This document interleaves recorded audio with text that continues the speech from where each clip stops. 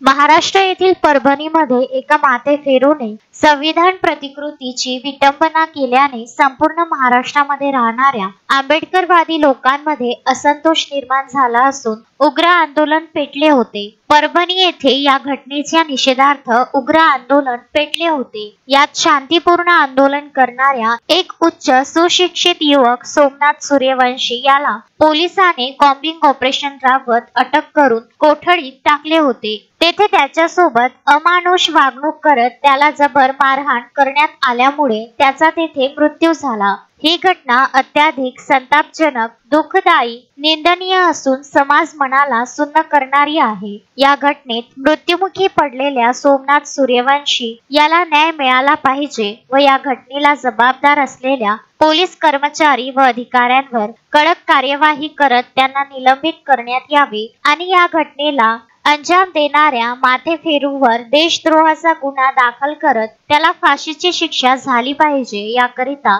पुलगाव येथे मोर्चा काढण्यात आला असून यात भीम आर्मीचे विदर्भ नेते अंकुश कोचे, आंबेडकरवादी राजेश लोहकरे, सोनू मेंढे, गौतम गजभिये, देवानंद येसानकर, हिटलर हुमने, रवी खडसे, सचिन मुळे, मनीष साहू, श्याम देशमुख सह अनेक स्त्री पुरुष उपस्थित होते। नगर परिषद प्रांगणात असलेल्या बाबासाहेब आंबेडकर यांच्या पुतळ्याला हारार्पण करून अमर रहे बाबासाहेब अमर रहे, सूर्यवंशी याला न्याय मिळालाच पाहिजे, पोलीस प्रशासन मुर्दाबाद, युती सरकार मुर्दाबादच्या घोषणा देण्यात आल्या। यावेळी पोलिसांचा चोख बंदोबस्त होता।